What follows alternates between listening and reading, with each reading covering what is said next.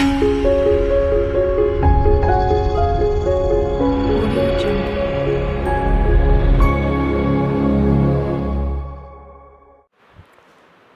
कृष्णा दोस्तों। तो देखिए 12th की फिजिक्स में आपका स्वागत है। आज जो हम पढ़ने वाले हैं, आज का बहुत इंपॉर्टेंट क्वेश्चन है। ये 2016 के एग्ज़ाम में आ चुका है, 2018 में भी आया है। तो इसको बहुत ध्यान से देखिए, ये आपके भी इस साल आने का बहुत ज़्यादा प्रोबेबिलिटी रखता है। इस साल बहुत ज़्यादा चांस है कि आए। तो इस क्वेश्चन को समझ लीजिए, बहुत सिंपल है। क्या है क्वेश्चन कि स्थिर वैद्युतिकी में गॉस के नियम का उल्लेख कीजिए। इसका उपयोग किसी आवेशित पतले गोलीय खोल के कारण उसके बाहर पृष्ठ पर तथा अंदर स्थित बिंदुओं की वैद्युत क्षेत्र की तीव्रता निकालिए। स्थित बिंदुओं पर क्या निकालना है? वैद्युत क्षेत्र की तीव्रता ज्ञात कीजिए। लिखा है, इंग्लिश वाले समझ लें। State Gauss law of electronics using this obtain the intensity of electric field due to a thin charge spherical shell at its outside and inside point. ये बहुत इंपॉर्टेंट क्वेश्चन है। तो देखिए करना क्या है, बहुत ध्यान से समझिए। पहला पार्ट तो हमने कर रखा है, स्थिर वैद्युतिकी में गॉस का नियम जो है, इससे जस्ट पहले वाले वीडियोज में हमने कवर अप कर रखा है। तो वो उसको भी अगर आपने नहीं देखा है तो पहले उसको देख के आए, फिर इसको देखें, तभी समझ में आने वाला है। तो देखिए सबसे पहले हम क्या करेंगे कि बारी बारी से तीनों जगहों पे निकालेंगे। कहाँ कहाँ पर? तो पहला पृष्ठ, उसके बाहर यानी आउटसाइड, फिर पृष्ठ पे यानी सरफेस पे, और फिर अंदर यानी कि इनसाइड। हम तीनों जगहों पे निकालेंगे। तो चलिए अब देखते हैं हम अपने पास डायग्राम को। सबसे पहले हम कहाँ निकालें? गोलीय पृष्ठ के बाहर यानी कि आउटसाइड। तो देखिए एक हमारे पास स्पेयर है, छोटा सा, ये दिख रहा है, ये छोटा सा स्पेयर है। इसकी रेडियस कितनी है? Capital R. क्या है? इसकी रेडियस कितनी है? Capital R. और इसके अंदर चार्ज कितना होगा? तो गोले के अंदर जो चार्ज होता है, स्पेयर के अंदर चार्ज वो कितना होता है? 0 होता है। ये ध्यान रखेंगे। इनका सेंटर O है। तो इससे कह रहा है कि स्मॉल आर डिस्टेंस पे एक हमने सरफेस लिया है। इस सरफेस का पॉइंट क्या है बताइए? तो जो पॉइंट है, इस पॉइंट को हमने नाम दे दिया P। इस सरफेस पे जो पॉइंट है P, एक छोटा सा सरफेस लिया है ds एरिया का। क्लियर हो रहा है? यहाँ पे इलेक्ट्रिक फील्ड डेंसिटी का डायरेक्शन उधर है। तो हमें क्या करना है कि बताना है कि यहाँ पे जो इलेक्ट्रिक फील्ड इंटेंसिटी होगी वो कितनी होगी, यानी कि वैद्युत क्षेत्र की जो तीव्रता होगी वो कितनी होगी, इस चीज़ को हमें बताना है। तो ध्यान दीजिए कैसे करेंगे। एक हमने लाइन लिख दिया, माना r त्रिज्या का खोखला गोला है, जो है उस चीज़ को हम लिख देते हैं हिंदी में। क्या है? r त्रिज्या का खोखला गोला है। इससे स्मॉल r दूरी पर स्थित बिंदु P पर, दिख रहा है स्मॉल r दूरी, डिस्टेंस कितना है? स्मॉल r पर एक बिंदु P है। क्लियर हो रहा है? इस बिंदु पर हमें क्या निकालना है? विद्युत क्षेत्र की तीव्रता ज्ञात करनी है, यानी कि E ज्ञात करना है। ये हमें करना है। क्लियर हो रहा है? डायग्राम को अच्छे से समझ गए। अब समझ में ये समझ रहे होगे कि भैया ये क्या है फिर? तो हमने एक अपने मन से एक सरफेस बनाया है, इसको गाउसियन सरफेस कहते हैं। क्या कहते हैं? गाउसियन पृष्ठ। क्लियर हो रहा है? ये इसलिए बनाया है कि इसके बेस पे ही हम समझाएंगे। तो चलिए अब बहुत अच्छे से ध्यान देते हैं और सॉल्व करते हैं। देखिए हमें निकालना क्या है कि जो गोला है यानी कि जो स्पेयर है, ये यहाँ पे कितना जो है क्या कर रहा है? इलेक्ट्रिक फील्ड जनरेट कर रहा है। तो ये पूरे जगहों से इलेक्ट्रिक फील्ड जनरेट कर रहा है। इसलिए हमने क्या किया कि एक छोटा सा पहले पृष्ठ ले लिया। ये छोटा सा पृष्ठ लिया है, इसके कारण निकालेंगे। तो जब छोटे से पृष्ठ के कारण निकल जाएगा तो हम इसी का क्या कर देंगे? इंटीग्रेशन कर देंगे, समाकलन कर देंगे। तो पूरे बड़े से पृष्ठ के लिए आ जाएगा। क्लियर हो रहा है? जब कभी भी कोई बड़ा काम करना होता है तो हम क्या करते हैं? उसको छोटे छोटे पार्ट में डिवाइड कर देते हैं। तो यही कह रहे थे कि भाई ये गोला है, इससे डिस्टेंस P कहीं भी ले सकते हैं हम। कोई ज़रूरी थोड़ी है कि डिस्टेंस यानी कि r डिस्टेंस पे केवल यही पॉइंट होगा। r डिस्टेंस पे ये भी पॉइंट हो सकता है, ये भी पॉइंट हो सकता है, ये भी पॉइंट हो सकता है, यहाँ भी हो सकता है, यहाँ भी हो सकता है। यानी कि कहीं भी आप गोल स्पेयर के फॉर्म में कहीं भी ले सकते हो। तो इसलिए हम क्या करेंगे कि पहले इतने पृष्ठ से कितना जनरेट हो रहा होगा इलेक्ट्रिक फील्ड इंटेंसिटी, वो निकालेंगे और फिर सबको ऐड कर देंगे, तो हमारा पूरा और पूरा निकल जाएगा। तो सबसे पहले देखिए हम बात करते हैं किसके लिए? सूक्ष्म पृष्ठ ds से गुजरने वाला वैद्युत फ्लक्स। तो कितना वैद्युत फ्लक्स निकल रहा होगा? तो देखिए एक फॉर्मूला आप जानते हैं, जो छोटा है तो छोटे के लिए जो फ्लक्स को हम दिखाते हैं फाई से, और जब ये छोटा ले आए तो ये भी छोटा निकलेगा, यानी डी से दिखाएंगे। तो D equal to E D S cos theta, ये आपने पढ़ा है, E D S cos theta. तो ई तो आपको पता है, ई तो आपको निकालना ही है, तो ई को ऐसे ही रहने दो, डी एस भी छोड़ो, अभी ऐसे ही रहने दो। अब जो चेक करने वाला चीज़ वो क्या है, थीटा, कि भाई थीटा कितना होगा। तो देखो डी एस का डायरेक्शन देखो और ई का डायरेक्शन देखो, तो लिख सकते हैं हम कि चूंकि ई और डी एस क्या है, पैरेलल है। समझ में आ रहा है, डी एस क्या है, एक दूसरे के समांतर है। तो जब समांतर है तो थीटा कितना हो जाएगा, 0 डिग्री। तो यहाँ पे रखेंगे जब, तो डी फाई बराबर क्या आने वाला है, E D S cos 0। Cos 0 की वैल्यू कितनी होती है, D phi equal to E D S. क्यों, क्योंकि कॉस 0 डिग्री इक्वल टू होता है 1। क्लियर हो रहा है। तो ये बन गया इक्वेशन फर्स्ट। अब आपको क्या करना है, पूरे के लिए निकालना है, संपूर्ण पृष्ठ से गुजरने वाला फ्लक्स। मैंने बताया ना हमें क्या करना है, पूरे पृष्ठ से निकालना है। तो सबसे पहले छोटे पृष्ठ के लिए किया, छोटे पृष्ठ के लिए ये आ गया कि भाई इतना निकल रहा है फ्लक्स, इलेक्ट्रिक फील्ड इंटेंसिटी यहाँ से मिल जाएगी। अब हम क्या करेंगे, पूरे के लिए निकालेंगे। तो पूरे के लिए कैसे आएगा, तो हम क्या करते हैं, समाकलन कर देते हैं। तो समाकलन जब करेंगे डी फाई इक्वल टू समाकलन of E D S. Clear हो रहा है। तो जब आप इसका समाकलन करेंगे, तो मैंने बताया था कि जब कभी भी इंटीग्रेशन हो तो इंटीग्रेशन साइन और डी जब दोनों एक साथ आए तो एक दूसरे को खत्म कर देंगे, ये बच जाएगा केवल फाई। यहाँ पे चेक करोगे तो ये कैपिटल वाला है, और जो भी कैपिटल लेटर में होते हैं मैक्सिमम टाइम वो क्या होते हैं, अनचेंजेबल होते हैं, यानी कि वो कांस्टेंट होते हैं। तो इसका तो इंटीग्रेशन करेंगे नहीं, तो इंटीग्रेशन किसका होगा, डीएस का।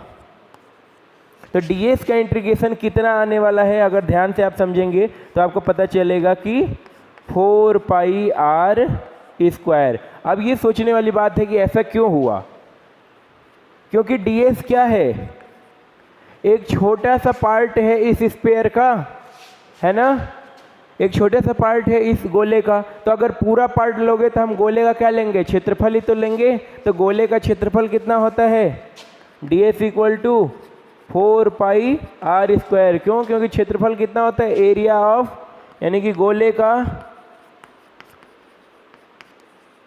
क्षेत्रफल कितना होता है, 4 पाई आर स्क्वायर। क्लियर हो रहा है। तो ये देखिए, इसको मान लीजिए समीकरण नंबर 2 यानी इक्वेशन सेकेंड। अब फिर क्या करना है, अब लगा देते हैं गॉस की प्रमेय से। गॉस की प्रमेय क्या कहती है, तो गॉस की प्रमेय कहते हैं कि भाई जो फाई होता है वो किसके इक्वल होता है, क्यू अपॉन एप्सिलॉन नॉट के। तो यहाँ पे फाई दिख रहा है, दिख रहा है ना। इसकी जगह पे हम क्या रखने वाले हैं अब, यानी इसको इक्वेशन थर्ड मान लेते हैं और देखेंगे समीकरण एक नहीं है, ये कितना है, 2 व 3 से।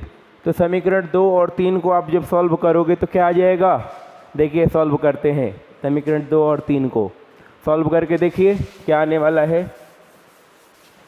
तो जब सॉल्व करते हो इसको, तो देखो फाई की जगह हम क्या रखने वाले हैं, ये वाली वैल्यू। तो ये हो जाएगा Q upon epsilon not equal to E into 4 pi R square. तो 4 पाई आर स्क्वायर को इधर भेजोगे तो क्या बच जाएगा, E इक्वल टू, देखिए Q upon 4 pi epsilon not R square. अगर इसको सही से अरेंज करें तो क्या आने वाला है, E इक्वल टू, ध्यान से देखिएगा, 1 ऐसे ही रहने दिया क्योंकि मल्टीप्लाई में होता ही है 1। ये 4 पाई एप्सिलॉन नॉट इसके साथ रख दिया, ये Q ऐसे ही रहा और ये R का स्क्वायर ऐसे ही रहा।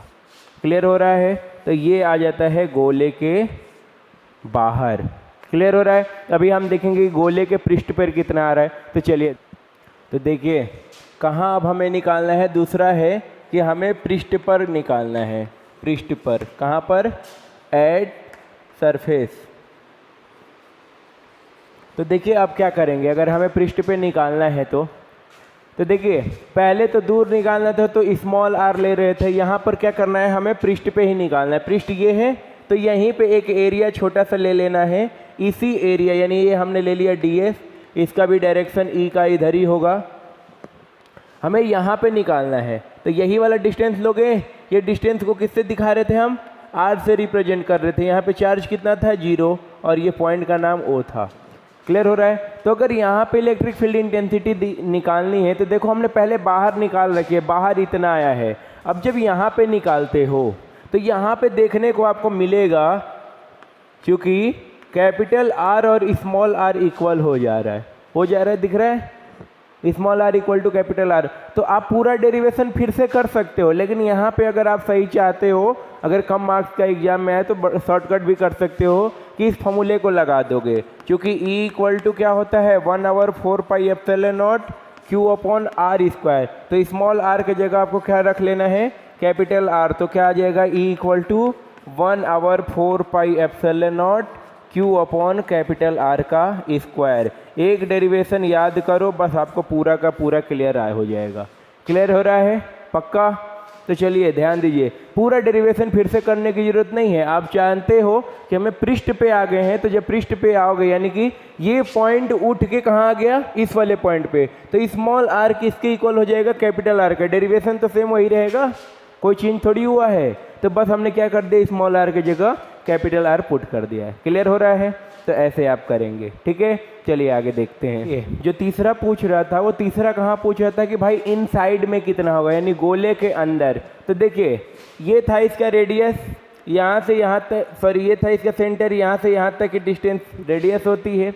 अब क्या कह रहा है कि भाई पहले हमने यहाँ रखा कहीं बाहर, फिर हमने सरफेस पे रखा, अब कह रहा है कि अंदर आओ। अंदर मतलब ये सपोज हमने यहाँ रख लिया, तो यहाँ पर भी एक गाउसियन सरफेस हम क्या कर देते हैं, फॉर्म कर लेते हैं। तो ये छोटा सा गाउसियन सरफेस फॉर्म कर लिया। यहाँ से यहाँ तक का डिस्टेंस कितना हो गया, स्मॉल आर। क्लियर हो रहा है। यहाँ पर चार्ज कितना है 0 और इस पॉइंट का नाम क्या है O। तो यहाँ पे हमें कह रहा है कि जो हमारा सरफेस है वो कहाँ पर है, अब यहाँ पर है, ये दिख रहा है, ये सरफेस है ds। यहाँ पे आप बताओ, डायरेक्शन तो E का इधर ही रहेगा। अब देखते हैं E रहेगा भी कि नहीं रहेगा। तो वही वाला फार्मूला फिर से लगाएंगे, क्योंकि विद्युत क्षेत्र की तीव्रता तो कितनी अभी आपने निकाली है, E इक्वल टू 1/4πε0 Q/r²। चूँकि एक और चीज़ आप देख रहे हो कि गोले के अंदर, इनसाइड द स्फीयर, गोले के अंदर Q कितना होता है, Q कितना है 0, दिख रहा है। गोले के अंदर Q कितना है 0, तो यहाँ पे रखो Q की वैल्यू, तो क्या हो जाएगा E इक्वल टू 1/4πε0 0/r², यानी टोटल वैल्यू कितनी हो गई 0। तो ये आप कर लेंगे, खूब बढ़िया से लिख देंगे कि गोले के अंदर वैद्युत क्षेत्र की तीव्रता 0 होती है। तो बस ऐसे ही तो होते हैं डेरिवेशन सारे। क्लियर हो रहा है। सबसे पहले देखिए कितना सिंपली हमने डेरिवेशन को किया। सबसे पहले हमने क्या किया कि बाहर निकाल ले कि भाई बाहर कितना होता है, फिर हम पृष्ठ पे आए, बाहर निकाले तो इतना आया, पृष्ठ पे आए तो पृष्ठ पे हमें मिल गया कि r equal to small R, यानी स्मॉल आर किसके इक्वल हो जाता है, कैपिटल आर की जगह। तो बस इसी फॉर्मूले में हमने स्मॉल आर की जगह क्या रख दिया, कैपिटल आर रख दिया।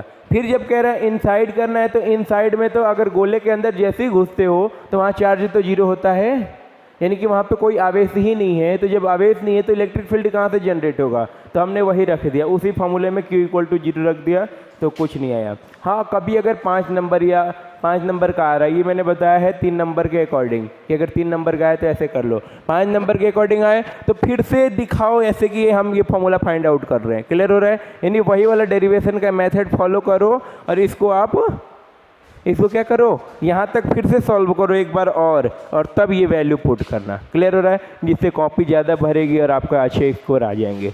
तो ऐसे ध्यान देते रहिए, काफ़ी सिंपल तरीके से आपको जो सारी चीज़ें टफ लग रही हैं वो सभी सिंपल तरीके से आपको कराएंगे। और कोई भी डाउट हो, कोई भी क्वेश्चन अगर जानना हो तो आप कमेंट में लिखें, मैं उस टॉपिक पे आपके लिए वीडियो बना दूंगा। और देखिए बोर्ड एग्ज़ाम लाइफ में एक बार मिलता है, हाँ किसी किसी को 2 बार 3 बार भी मिलता है। तो मुझे नहीं लगता कि अगर आप ये वीडियो देख रहे हैं तो 2 बार 3 बार के ललायत होंगे कि 2 बार 3 बार फेल होकर फिर पास करें 12th को। तो देखिए अच्छा होगा कि आप जल्दी से ही पास हो जाएं।